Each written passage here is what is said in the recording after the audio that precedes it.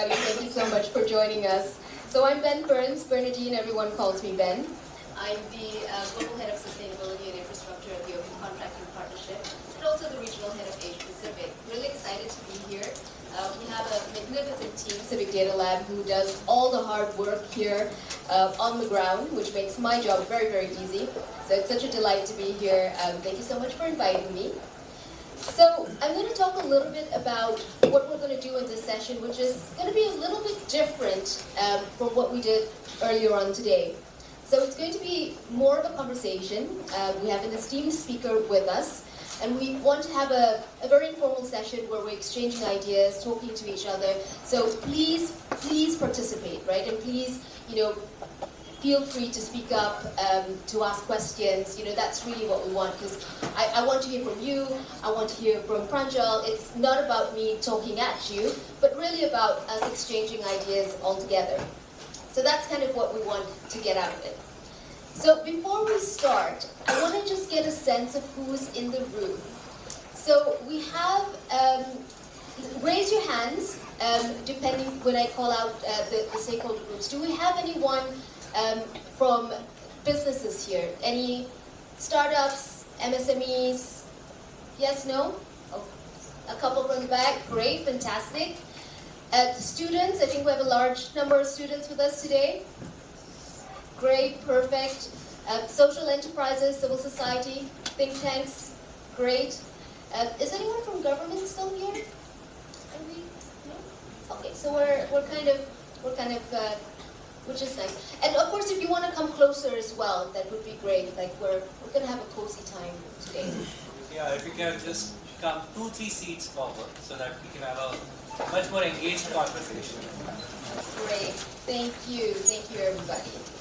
So a couple of quick questions. We're going to talk a little bit today about procurement, climate, sustainability, and what the role of technology and innovation is in doing all of that. This session particularly is focused on startups and businesses and what the role of businesses in doing all of that.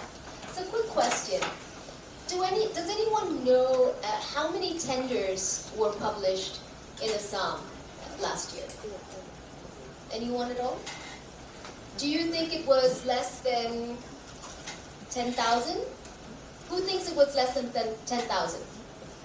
Nobody. Who thinks it was about 20,000? Some? Okay. More than 30,000? But didn't you put your hand up for 20,000? Oh, right, okay. 40,000, any takers? Going. 50,000. So, and that's fine. It's a hard question. There's no reason that for you to know. It's about 36,000 last year. That's right, isn't it, team? Last 5 years. Last 5 years. Sorry, one correction. Yeah, last 5 years. I thought it was high. It was like, wow. These are e-tenders. The offline tenders are last 5 years. Yeah, great. Fantastic. Good. So we're going to talk a little bit more about that. The context for this obviously is, as you know, Assam is the 5th most vulnerable state to climate change in India. We talked a lot about that in the first sessions today. We know that temperature is rising all over the world. That's almost 0.6% Celsius, 6 Celsius in the last 60 years, which is pretty high. And it could go up to another 2 degrees Celsius against the 1971-2000 baseline. So we're looking at some severe threats to climate here.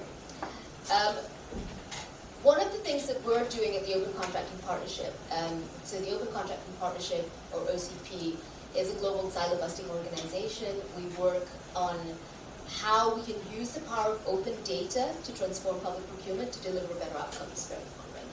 And that includes for people, planet, and prosperity. So in terms of what we're talking about today, how can we advance green goals and green outcomes? The reason for this is that there's a huge amount of money that's being spent on public procurement. That's $13 trillion every year.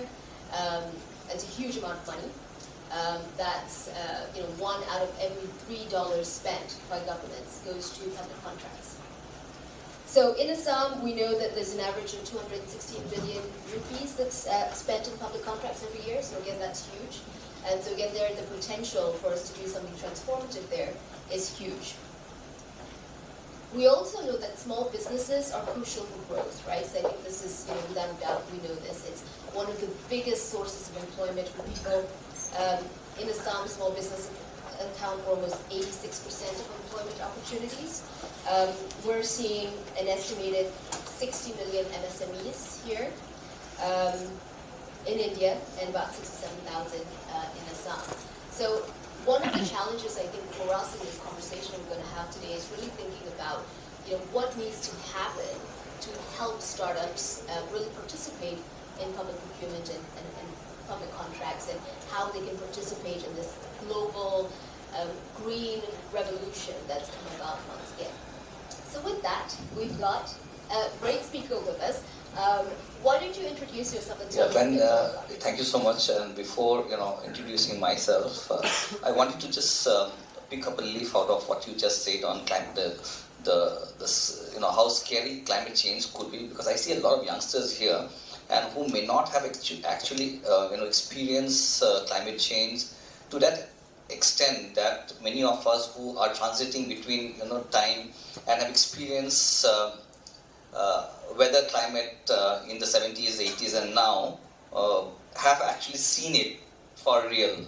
So I would like to share my own experience. Growing up in Guwahati and Shillong in the 80s, I remember as soon as it was November, I was in the hostel, it was a boys' school, all boys' school. We would get our, 1st of November, we were issued our long coats, overcoats, right? It was this thick, like the one you see, the soldiers wearing in the old, Second World War movies, right? Those kind of thick coats that we used to wear.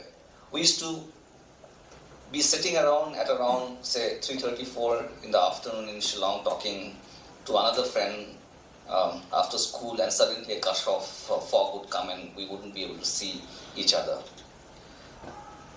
I just came back from Shillong this morning, and since it was a formal meeting that I had to attend, I was carrying a jacket, a formal jacket, and off and on I was taking it off, right? So I was fairly comfortable without the jacket, so the weather wasn't as cold as it should have been.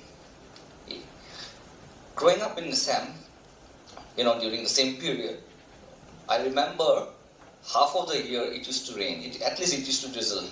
We don't see those kind of drizzle any longer anywhere in Assam. I remember in December, January, it used to be pretty cold in Guwahati.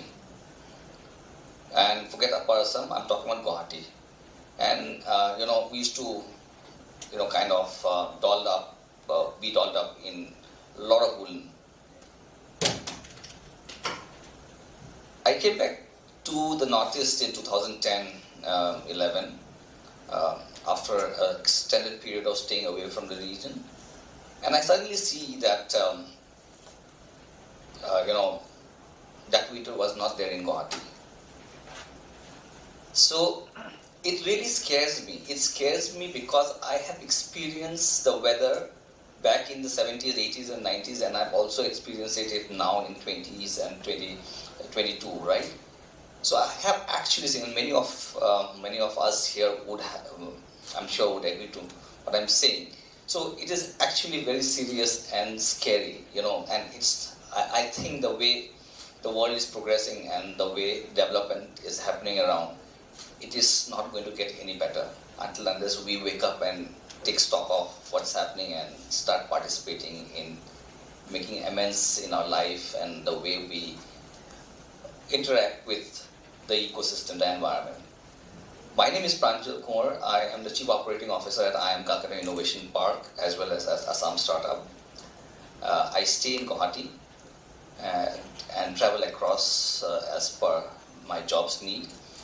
We work in the space of entrepreneurship and innovation, entrepreneurship development and innovation, specifically with the startups That's what we do. We have recently started working with women folks in Assam, Bihar and West Bengal in the space of rural livelihood mission. That's a new project that we have taken up of handholding 150 women entrepreneurs in each of these 3 states, which is about 450 such women entrepreneurs, to help them scale to the next level and try to figure out if some of them can go global using the startup model. So that's what I do. I do this job not for money, because I'm passionate about bringing about change in the region which gave me my name and my identity. That's why I'm back. That's about me, in short. So thank you for that context setting. I think really brings it home to us. It makes it real. So thank you for that. Because I think very often when people talk about climate change, they tend to be really abstract, right? People talk about carbon and people talk about emissions, and there are very tangible ways in which it affects people. The temperature rises that you talked about, just seeing the changes over the last decades in our lifetimes. Floods, obviously, we're seeing as well here in Assam, and we've had some of the worst floods this year. So that's so important for the context of what we do, and I liked what you said about some of the work that you've been doing to try and help startups, participate in this space. So tell me a little bit about your aspirations for startups in green contracting here in Assam. What does that look like for you? Well, startup itself is at a very nascent stage in the region. This entire initiative was kind of taken by the government only in 2019. However, what has also happened is that we've been able to move very fast. We've been able to catapult and leapfrog the journey and be among the top states in the country within a very short period of 3.5 years.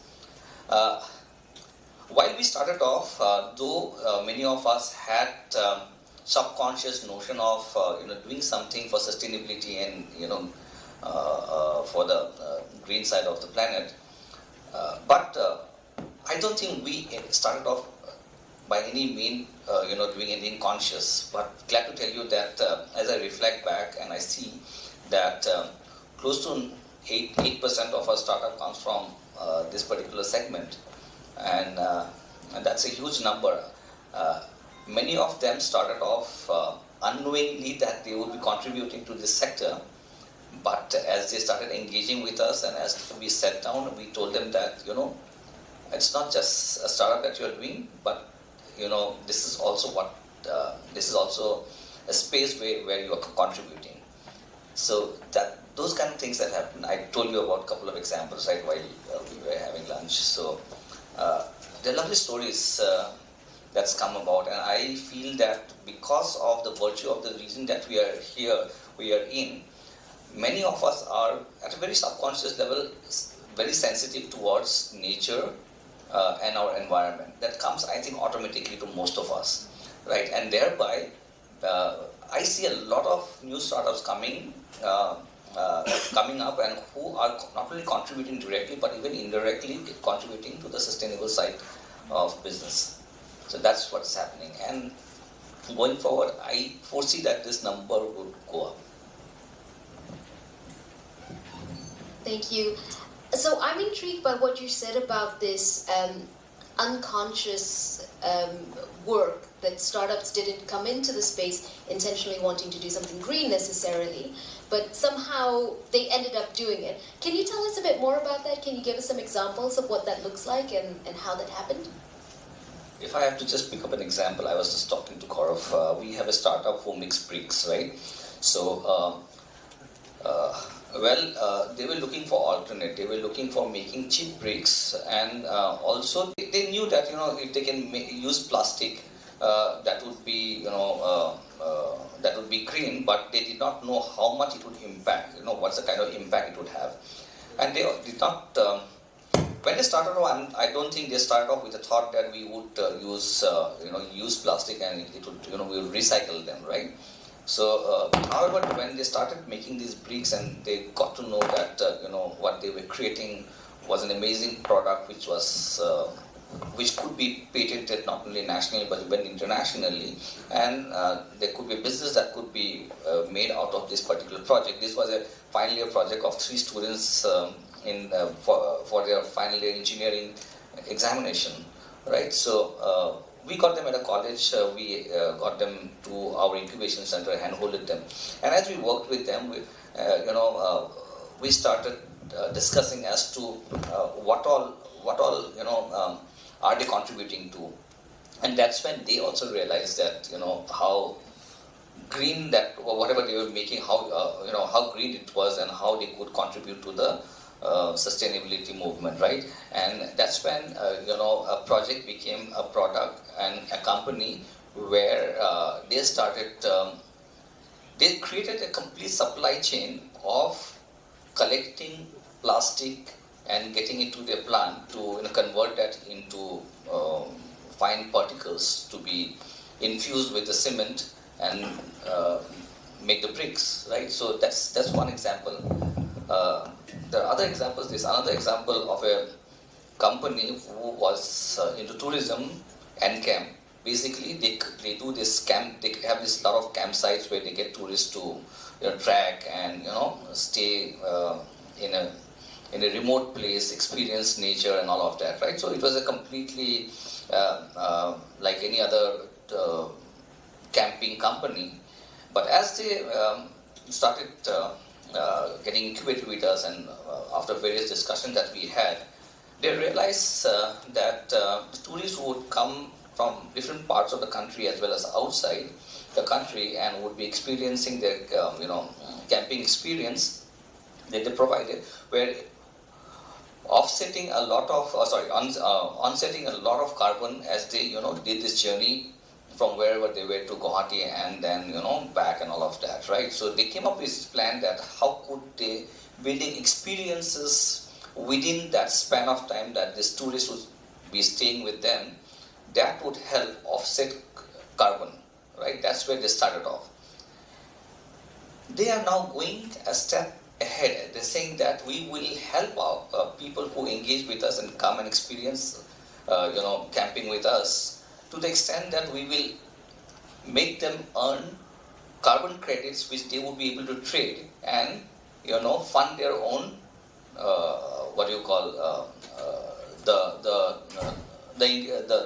the visit that they would have taken, right? So it would be free of cost for them. So that's where they're moving. So they've been also been talked about and published across the globe by different organizations, including United Nations. United Nations came out with a sustainability report where their case has been published as one of the innovative startup who's working in the sustainability sector. I hope I could answer you. You did, and I have my own now. No, that's fascinating, and I love both examples that you shared, and particularly I think the recycling of single-use plastics and transforming it into something else. I think that obviously solves the landfill problem. Well, it addresses the landfill problem. And just to add, they're going global. They've been funded by DLF family as well as by Nikhil Kamath of Zerodha. And they've just stepped out of Northeast into Pune and Hyderabad. Now, very soon, in about 3 months, they will be opening up in Middle East and some other countries. That's fantastic. I love it. So we talked a little bit about some of the innovation that we're seeing here in Assam that's now being scaled and replicated elsewhere. Let's look at it from a slightly different perspective. What are some of the big challenges that are faced by startups, and particularly in the context of green procurement? What are you seeing? First of all is, there's a huge, scarcity of availability of data. They do not, I'm sure, there would be definitely many repositories, but they do not know where to find them. That is the biggest challenge. And that makes them to look at alternatives many a times which may not be green, right? So that is one of the biggest challenges. And next is that once, even if they know many of the suppliers are not around in the Northeast, could be somewhere in the rest of the mainland, And being a startup, they need these things in very small quantities. It becomes very, very difficult for them to get it in small quantities. So that becomes a second challenge. So despite the fact that someone has a plan to make something which could be green, many a time is pushed to make the same stuff and using conventional stuff, thereby going away from his own dream of creating a green product, and it becomes a conventional product. I'm so glad you said that. That's a lot of the work that we do is aimed exactly at these two things, right? So first is data. Very often we know lots of different procuring agencies. They all have their own websites. They all publish their tenders in different places. They all sometimes have their own processes, systems, whatever.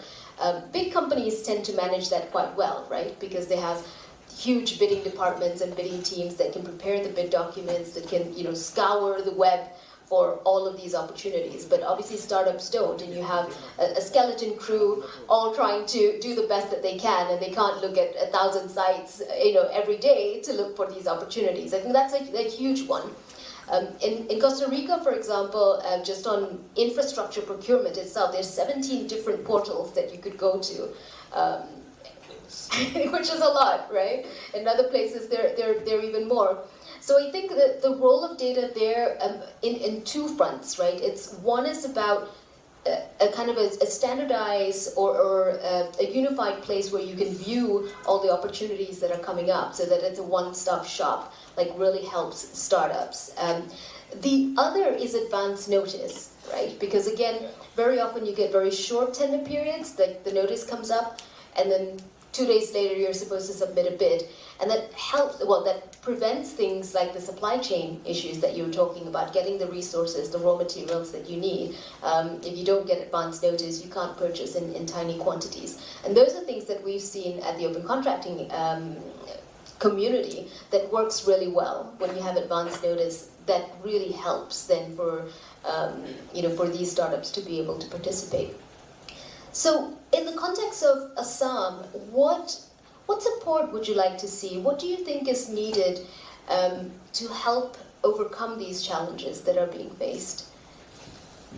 Well, first is, as I told you, that I think I'm not sure. Only because we shared about this program with our startup, they got to know about these two organizations and an initiative like this. Otherwise, I do not think that people would have been aware of such organizations or such initiatives, right? I think more constructive engagement with startups, young innovators, as well as MSME needs to happen, so that people are aware that what are the organizations from whom they can get support, and what kind of support, right? So I think that is the starting point. I think at a very fundamental level, that itself is missing. That's my own take. There might be people who are more exposed in the domain and might be able to correct me. But my feel basis my personal interaction with the entrepreneurs that I work with, gives me this feel that this is something that needs to be done, which is important and needs to be done as fast as possible.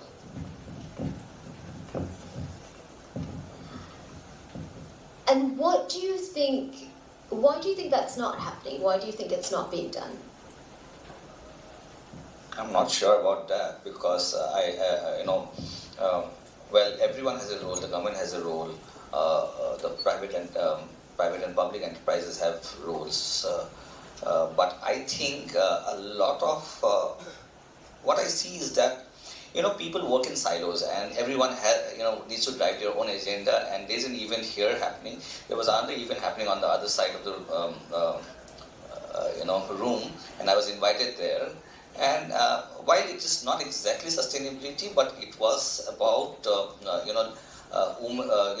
driving livelihood related jobs in the rural area. And somehow I feel that those kind of enterprises would anyway be, most of them would be doing stuff which are sustainable.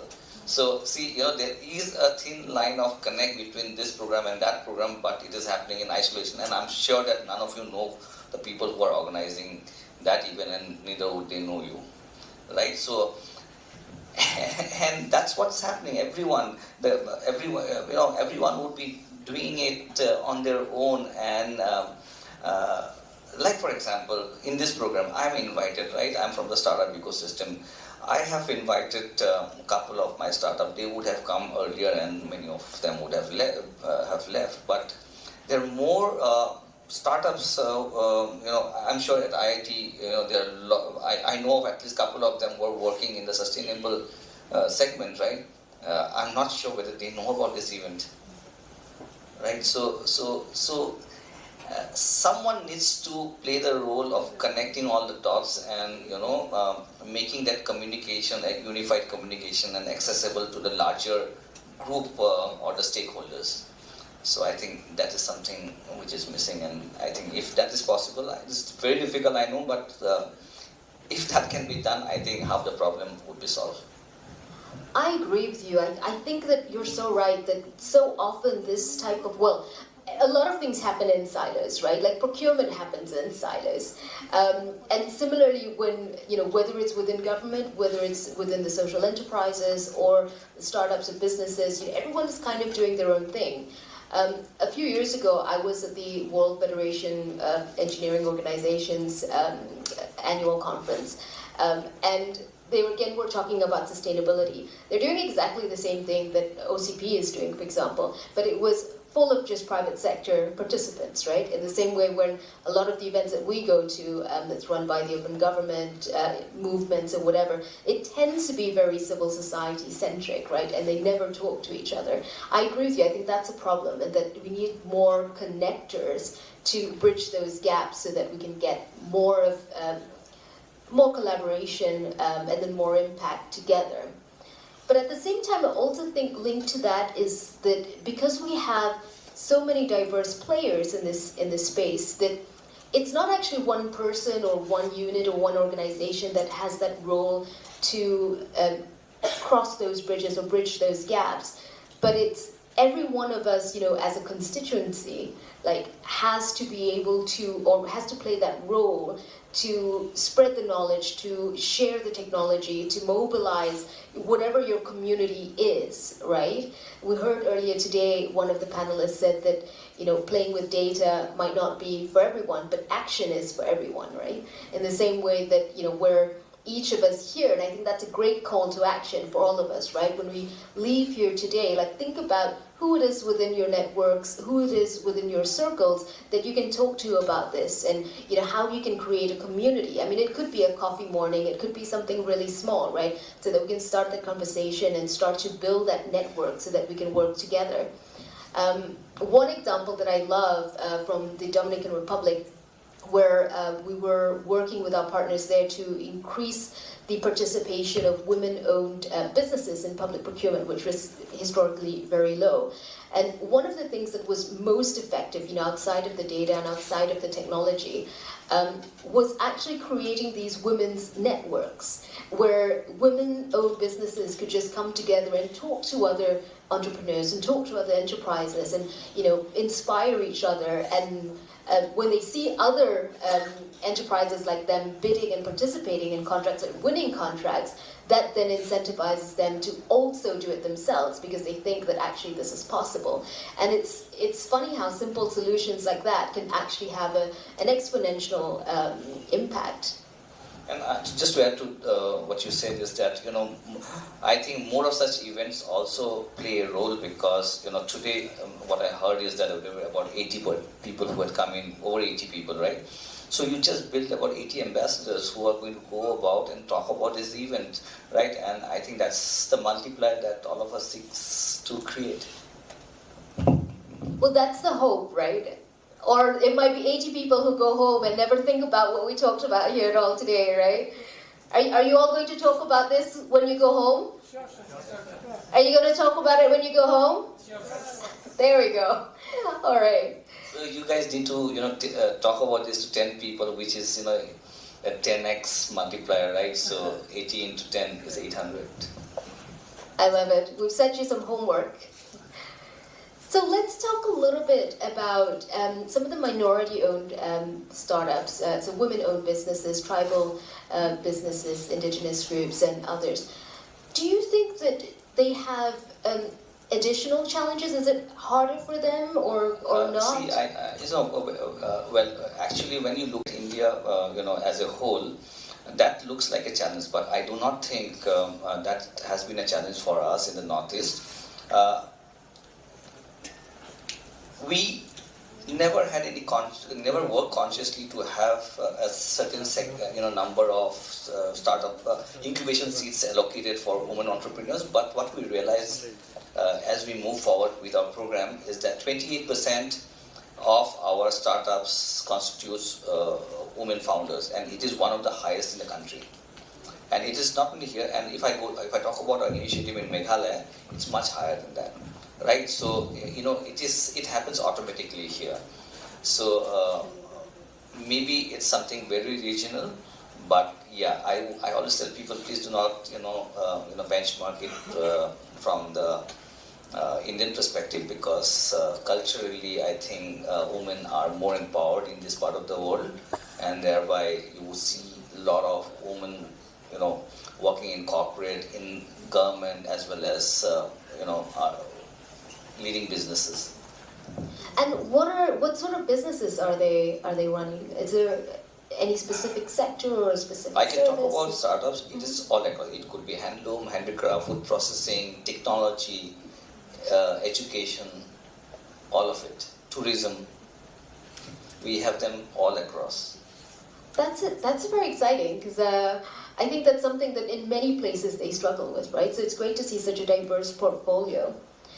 Is there anything, in addition to what you've already talked about, that you'd like to see in terms of policies or processes or incentives that might help these demographics? The government already has, incentives lined up for, women-led enterprises, as well as for the minority community. That's already there, which many of them take the benefit of. But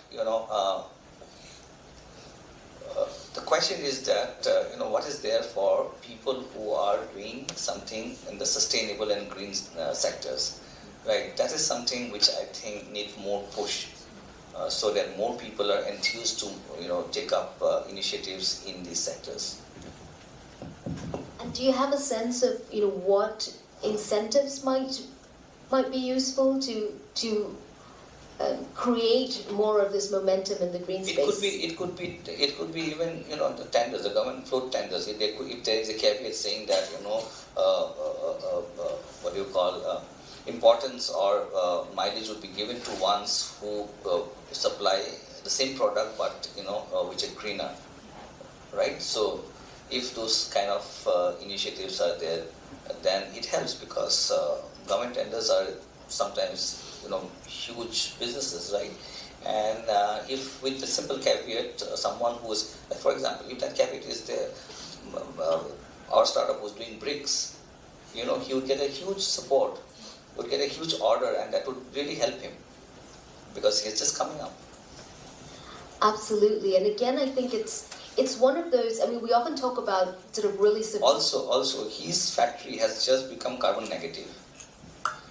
Great. His manufacturing unit is carbon negative. Mm-hmm. That's fantastic. So I think that's those are great success stories, and I really like, going back to your earlier point. I really like your point about how tenders need to stipulate the change that they want to see, right? The improvement that they want to see. So I think very often what happens is that everyone wants better something, right? We want better worker welfare, we want cleaner procurements, we want all sorts of things. But very often it's not stipulated as part of the procurement process, and it's not priced for. If you look at the Qatar 2022 World Cup, for example, and I did some work on it many years ago when they first won the cup. They had grand aspirations to be the greenest World Cup ever. They were going to have these, everything was going to be renewable energy powered, everything was going to be, all shiny and wonderful. They had grand aspirations for worker welfare. They had these engineering design consultancies design, these residences for their workers, which had swimming pools and tennis courts and all wonderful things. But in the end, none of it was put in the tenders. None of it was priced for. In the end, no one wanted to pay for it. And in the end, none of those things were built. And I think in the same way, when we talk about green contracting, I think there are two things, right? First, it's being clear about what you mean by green.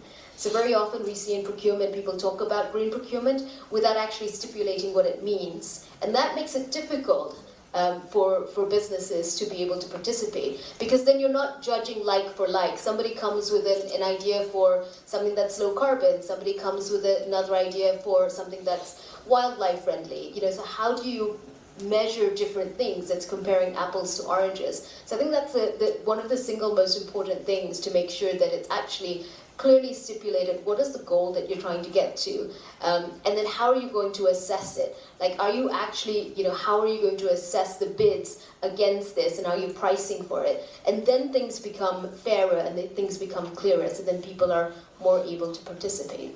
And of course, the other point was what you said about smaller contracts as well, because very often a lot of the green initiatives are targeted at large infrastructure, large contracts. We've seen in Colombia, for example, where one of the biggest hindrances to small businesses participating is because of large contracts. Right? We saw it in the school meals in Bogota, where there was a monopoly, there was a price collusion for school meals, and the reason for that was because the contracts were too large, so there were only a few companies who could bid, and so they could then collude amongst themselves, and that's what we're trying to avoid. So leading on for that, and thinking about how we measure progress. So as part of your work, how are you tracking progress for startups, like in terms of how they're performing against green criteria, against green contracts?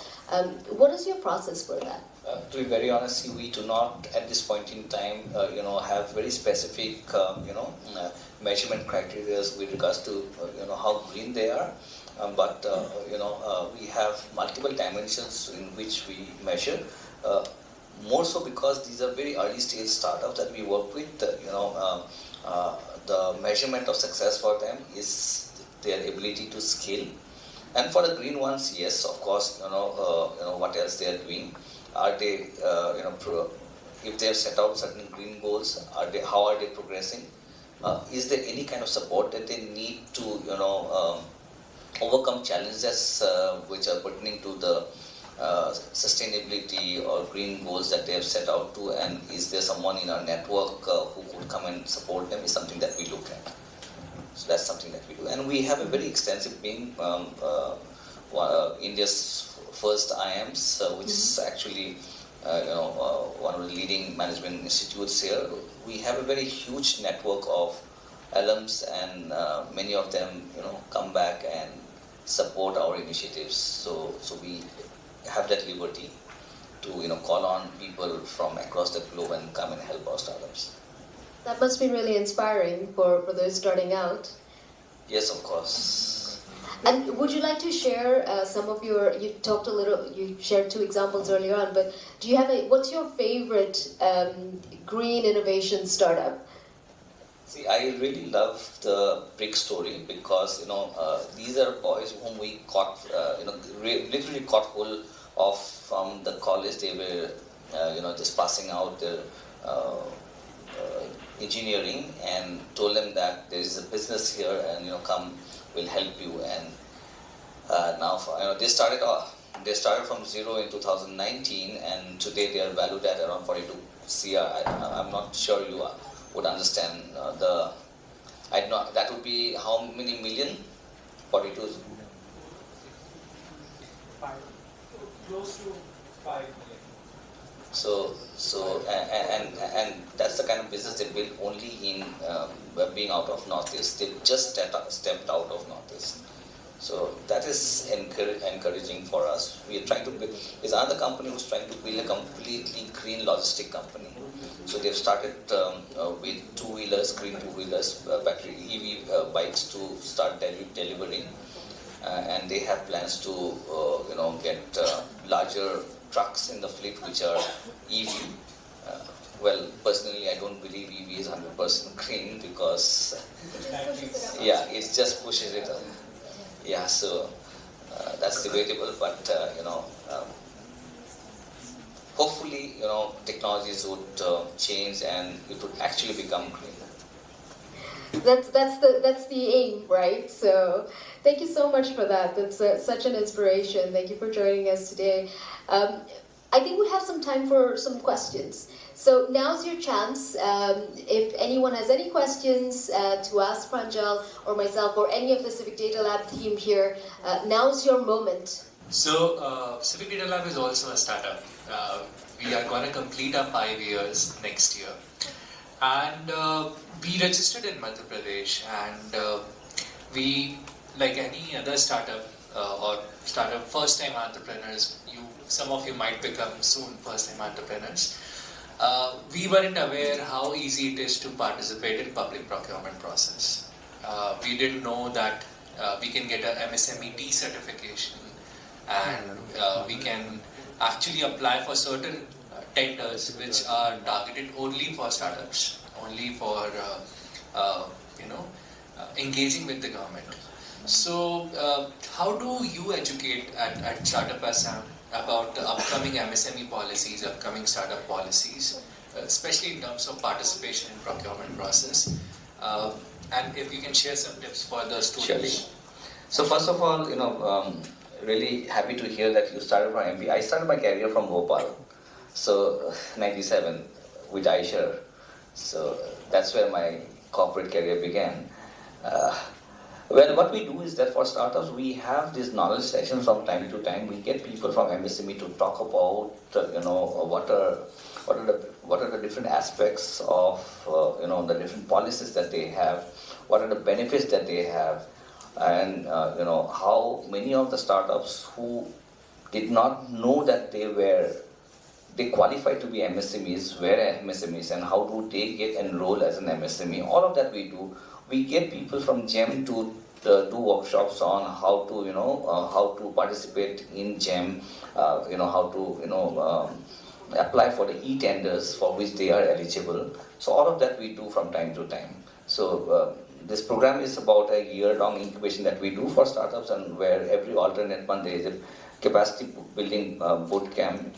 Along with that boot camp, these workshops are there. So there are multiple things, and there are monthly mentoring sessions, networking meets. A lot of things are there, that happens. So these are initiatives through which our startups get to know of the different aspects of business, as well as different sectors where they can participate. So that's how we do it. Thank you. I would like to know more about open contracting and how can we benefit from that? Thank you. What a great question. So the Open Contracting Partnership, OCP, so obviously is behind the open contracting model. I think it's something that's really useful, not just because I work there.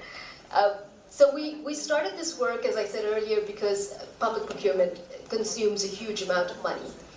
Our starting point is open data.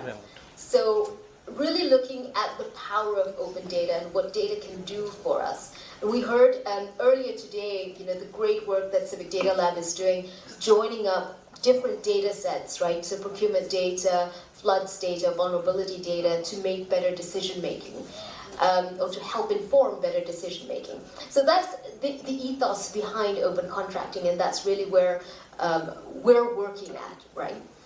So our starting point is data, because that helps inform, but obviously we don't stop there, right? So we start with standardizing data. So we talked a little bit about how data in different systems can be in different formats. and can be very hard to use and to analyze to understand what's going on. So for example, if you think about date formats, let's say you have 070322. In different countries, it means different things. In the UK, where I'm based, it means the 7th of March. But if you're in the US, it means the 3rd of July.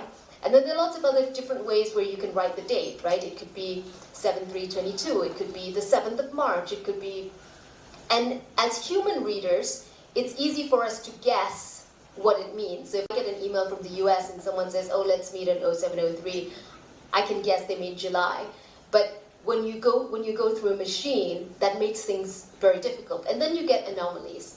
So part of the work that we do is really looking at standardizing data, and we have a data standard for that. But as we know, data is only the starting point.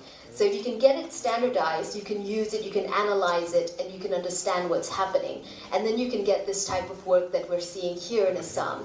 So what is the data telling us? What is it in terms of procurement? What is it telling us in terms of participation? Like how many women-owned enterprises are winning contracts, for example? How many women-owned enterprises are bidding for contracts? Because maybe they're not winning contracts because no one's bidding for contracts, right? If we were talking about green contracting, like what green businesses are out there and what is their model? What are they actually supplying? You know, are they supplying recycled plastic bricks, or are they doing something else? So the data then helps us to build tools that make sense of things. But I think that the biggest thing about it all is really this connection, this connectivity, an inclusive process and a participatory process, so that together governments, business, civil society, social enterprises, and academia, media can all use that data together in a meaningful way to get to those better outcomes, whether it's better outcomes for the most vulnerable people who are at risk of floods, because we're now understanding what they need, where the budgets need to go, what money needs to be allocated where, or whether it's to drive SME participation or startup participation. So that's kind of where it's going. I'll share with you, some of my favorite examples of where we've seen this type of work really take off. The first one I touched on briefly earlier is this example from Bogota. So there was a problem with school meals. So in schools, like in government schools, children are served meals which are purchased by the government. And the problem was that the prices of these meals were really, really high. So chicken drumsticks were priced sometimes at $20 US per drumstick, which is insane, right? Like I wouldn't pay $20 for a whole chicken, like much less a drumstick. But on top of that, some of the food that had been purchased weren't actually being delivered. So children were going hungry. And when we started the open contracting reforms with the government there, we discovered that part of the reason this could happen was because the contracts were bundled together. So as a supplier, you have to produce the food, you have to bring the chicken drumstick or the apple or the pear, and you also had to distribute it to the school network. Now, as a startup or as a small business, most of them can only do one or the other. They can either bring the fruits or they can distribute it and deliver it. And they couldn't do both. And so because of that, no one was bidding. And so you have the big companies, like 4 or 5 of them, whatever it was, who were then winning the contracts over and over again, either taking turns or colluding to keep the prices high. They were setting the prices, and there was no alternative. So then what the government then did was that when they realized this was happening, they unbundled the contracts. So you could do one or the other. They introduced a matchmaking scheme so that you could join up with other suppliers to get a bigger share of the market. And from there, what we saw was that supplier diversity hugely increased, right? It quadrupled. We were seeing that small businesses were entering the market, competition increased like 4-fold, prices went down as well. But most important of all, the things that were being bought and paid for were being delivered, and there were 800,000 nutritious school meals that were then being served to children everywhere in Bogota. So that story I love because it's a really tangible one that we can understand, right? So it's not just about talking about efficiency gains or just numbers on in abstract. But we're also seeing in terms of participation, we're seeing in Mexico, for example, that this type of work that we're doing, because there is now standardized data, because there are platforms, unified platforms where you can see what tenders are available, what's coming up. Small businesses are telling us that it's helping them plan their supply chain better. In construction particularly, that they're seeing that they can pre-order things like cement so that they can participate and that they can ensure the raw materials are available. We're seeing in the Dominican Republic, as I said earlier, that again, women-owned businesses, their participation increased. And part of that was because data, first of all, they were not tracking who was winning contracts. So you have this aspiration to increase the share of participation by women-owned businesses, but you don't even know what that share looks like today. So how do you know whether that's improved or not, right? So this type of sort of open data solution helps you to understand where you are, where you want to get to, and then you can measure progress for how you're doing. So, Thank you. you're very welcome. Of course. I was just hearing the introduction. I had a problem because many a times when it comes to entrepreneurship, the issue is that this whole understanding between whether scalability is directly proportional to sustainability or scalability is inversely proportional to sustainability. Because whenever you start a startup, the question is that somebody comes up and says, what is the turnover? Because I remembered a person I'm not going to name who asked me when I was working in WWF at one point of time, so what is the turnover of WWF? WWF is a conservation organization. So when you ask something that what is the turnover, you're not ready to answer it, right?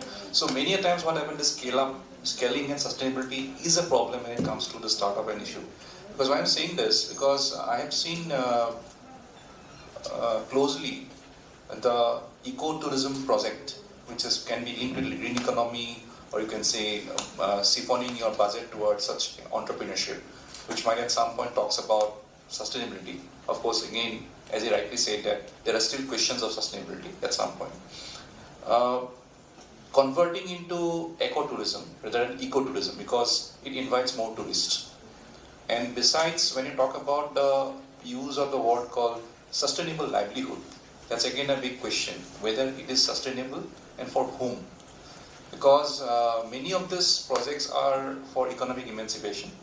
And when you talk about economic emancipation, and if you go and build up that area and giving more monetary inputs, benefits, then what happens, of course, at some point of time, the carrying capacity of the place becomes different.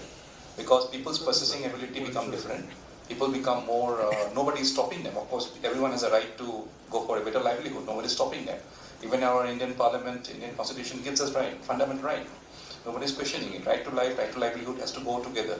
But the problem is that when it comes to the whole ecological footprint and carbon footprint in those areas of thought process, like in case of ecotourism, what happens is that over time, the whole idea of the place gets changeable. Like for example, Asia's cleanest village, Molingdong in Meghalaya. Okay, everyone knows about it. It's in a tourism map of Meghalaya. And if you go to Shillong, one of the things that you have to visit is that place, Epapon Cherrapunji. Okay, it's a beautiful place. And nearby it is also there's a place near village there's a walking bridge. Okay, only there are one-story walking. The two-story walking bridge is also there near Sohra.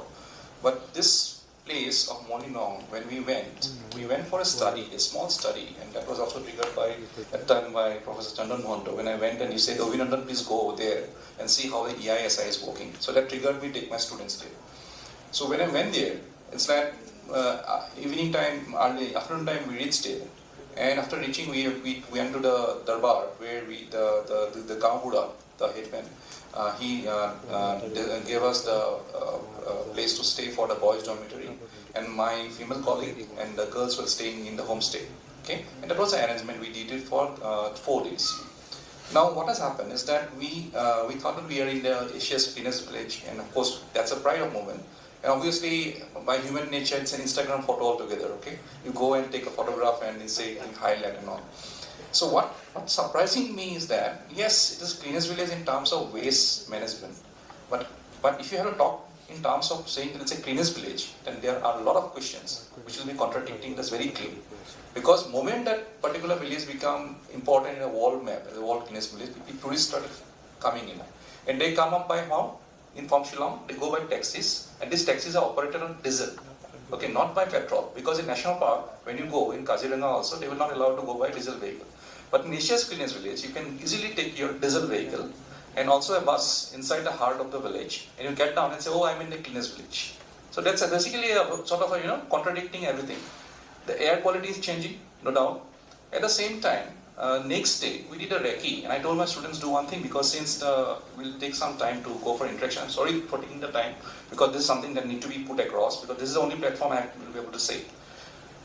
I told, because I'm a professor, I have to ask questions. I told, okay, fine. How do you start the whole study? Like, you do one thing, I'll divide it to groups. One group go toward the stream, and one group go to the other side of the village, walk. And I will be there in the middle of the village, and I'll just wait and see. And I'm giving you exactly 1.5 hours, and you go for trekking. So they go there. And one group come back and say, sir, there's a stream. And near the stream, when you went down, it was very slippery. And when you went out further, we could see that there are picture of foams, white foams coming up from that stream. But how come the white foams have come up in the stream? Because it is something running here. Because in hills, basically from upland to downland, downstream, the flow is very great. So how come this thing has come up? That was one query. I put it on board. The next team came up and say, within a few miles, we can see some smoke. And this was actually collected by one of the villagers from the village. All the plastics which tourists comes and put it in the designated waste dustbin. This is made of bamboo and this thing, as a clean village. It has been collected and has been burnt there. And that person does it without an occupational care. So it's an occupational hazard one way or another, carcinogenic. Okay? So 2 case studies I get parallelly. And finally at night time I asked one of the person there that what happened exactly in the stream, why it is getting white foam. Well, earlier it was not the case. Moment the village become popular, as the tourists start coming up, people getting money, now we are having resorts. And what has happened, some of the villages have also bought new vehicles, which was not there. And these are also taxis that is run on diesel vehicles. They need sometimes to wash their vehicles. What they do, they take their vehicles near the stream, wash it, use detergents, everything, and it goes to the stream. The stream is gone. Okay? Ecosystem services, once again, the question that was asked. Now, the government opens up his mouth right finally. He said, everything was fine till the time. That was I can still remember that very vividly what he said. Everything was fine till the time the village was not declared as Asia's cleanest village. Why? Because I can get my people whenever there is an important decision in this village. But now, the young generation has become entrepreneur. And they have no time for having any discussion when it comes to importance to the society and the community. And that is something, at some point, brings the question of social capital, and also the question of scalability vis-a-vis sustainability. Why I'm saying this? Because this is a case that's going to happen in every part of Assam also, because Assam government is also thinking about a tourism map coming in line of green tourism. But we have to be prepared, because we don't want to repeat the chapter what has happened in Moflong.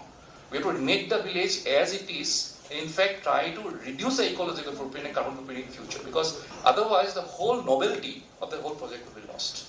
Sorry, I took time, but this is something realization that. No, it's fascinating, and actually, there I wanted to pick up on I think there are 2 main points there that I think is really interesting.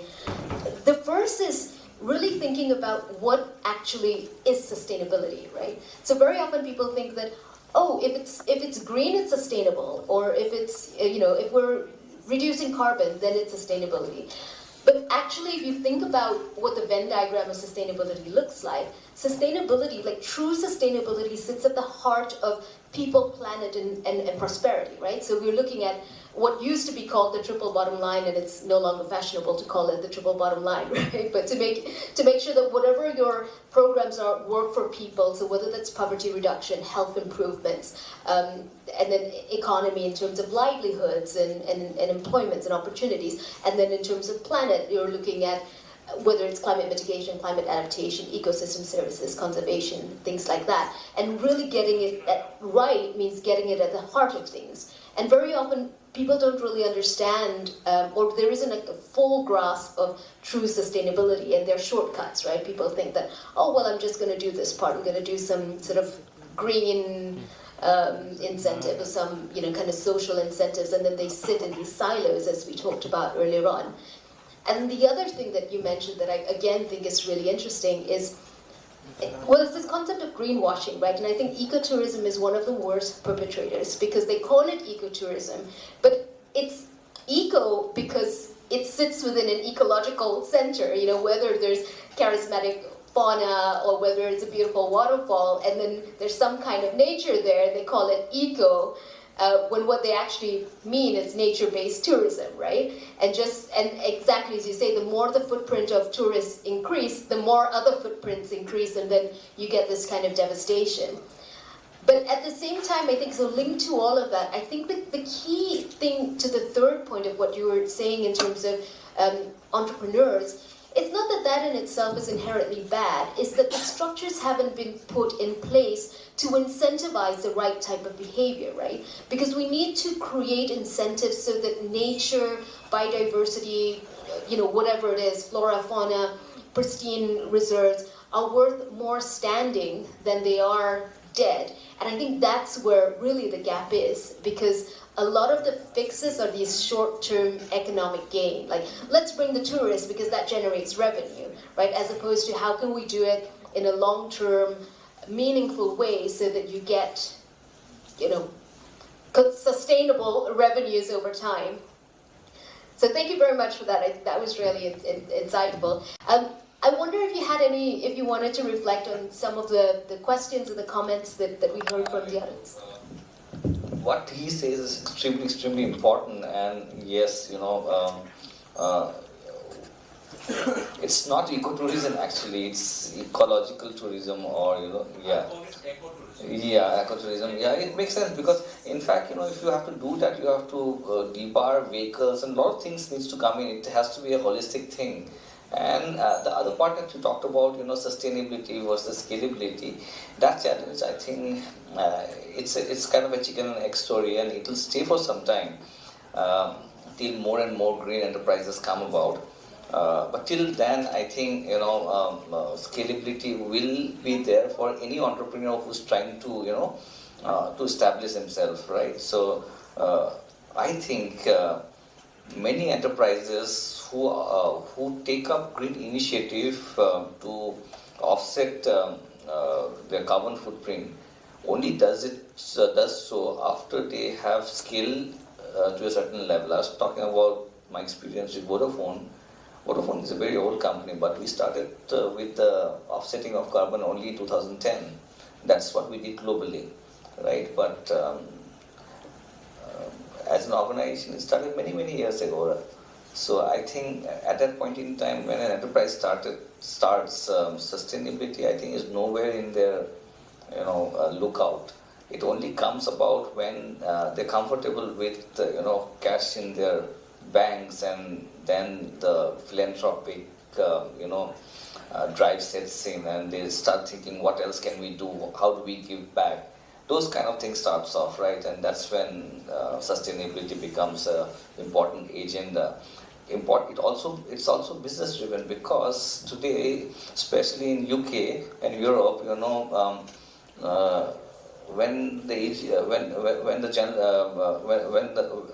when companies declare their revenues or accept all those stuff, they need to also declare what they're doing in terms of employee safety, in terms of sustainability, and it has impact in their in their shares, right? So thereby, for many organizations, after a while, it becomes an important agenda because it has a business linkage of how their shares would fare in the stock market.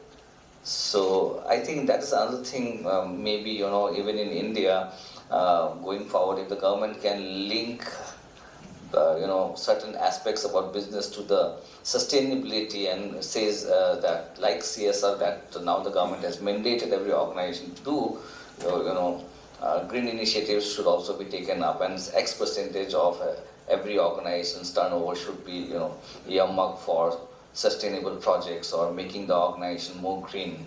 So maybe that could be the way forward of balancing sustainability with scalability. Thank you so much. Well, I think that brings us to the end of the session. That was inspiring. Thank you for joining us. Could we have a round of applause for Pranjal, please? Thank you so much. And thank you all for joining us.